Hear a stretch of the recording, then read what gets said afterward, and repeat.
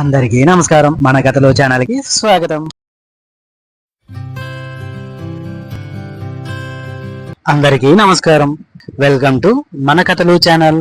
మన యొక్క ఈ ఛానల్లో పెద్దలు పిల్లలకి చెప్పడానికి ఉపయోగపడే వ్యక్తిత్వ వికాస మరియు మనోవికాస కథలు, పిల్లల చతురతకు ఉపయోగపడేటటువంటి తెనాల రామలింగడి కథలు మరియు అక్బర్ బీర్బల్ కథలు, అదేవిధంగా నీతి కథలు మొదలైనవి మన ఛానల్ ద్వారా వీడియోల రూపంలో అందించబడను. మీ యొక్క ఆదరాభిమానాన్ని సబ్స్క్రైబ్ అండ్ లైక్ రూపంలో మా ఛానల్ పై చూపించగలరు. మరి ఇంకెందుకు ఆలస్యం? మరి ఆలస్యం చేయకుండా మనం ఈ రోజు కథలోకి వెళ్ళిపోదామా? ఈ రోజు మనం చెప్పుకోవే కదా గాలి మేడలు. ఒకనాడు కృష్ణదేవరాయల కొలువులో దిగులుగా కూర్చొని ఉన్నాడు. తెనాలి రామకృష్ణుడు, ప్రభు, మీ విచారానికి కారణం ఏమిటి అని అడిగాడు. రాజు దానికి, నాకు కల వచ్చింది, అది నన్ను బాగా బాధిస్తుంది.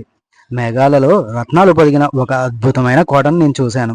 అందులో తేనెలవాగులు, క్షీరధారాలు ఉన్నాయి. నాకు అలాంటి కోట కట్టాలని ఉంది అన్నాడు. దానికి దేవరాయల పండితులలో ఒక చిత్ర పండితుడు, ప్రభు, తమరు కలగన్నారు, ఇప్పుడు కావాల్సిందల్లా దాన్ని నిర్మించడానికి మంచి శిల్పుల్ని వెతకడమే అన్నాడు.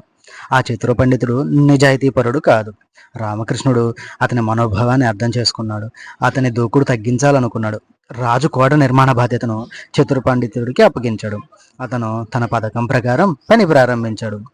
ప్రతిరోజు ఇంకా ఇంకా నిధులు కావాలని రాజుని ఒత్తిడి చేయసాగాడు.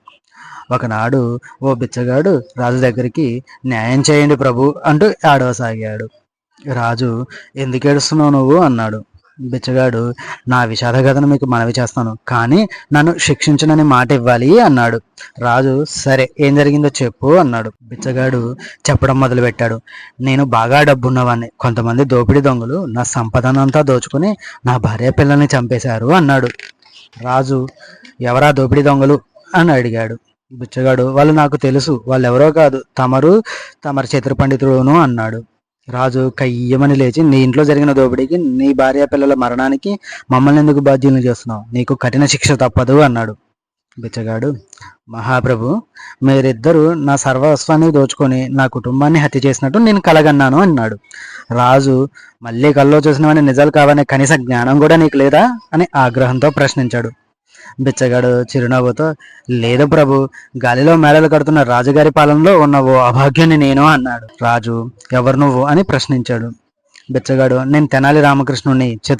తమరి స్వప్న సౌధం గురించి నాకు తెలుసు. వాస్తవంలో దాన్ని నిర్మించడం జరగని పని, కానీ చతుర పండితుడు తమరిని తప్పుదోవ పట్టించాడు అన్నాడు. రాజు తన అజ్ఞానాన్ని గ్రహించాడు. ధన్యవాదాలు తెనాలి, నా కళ్ళు తెరిపించావు అన్నాడు. చతుర పండితుడిని కారాగారంలో పెట్టించాడు.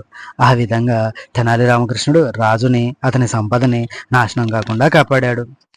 ఇది ఈ రోజు కథ. ఈ కథ మీకు నచ్చిందనే అనుకుంటున్నాను. ఇలాంటి మరొక కథతో రేపు మళ్ళీ కలుసుకుందాము.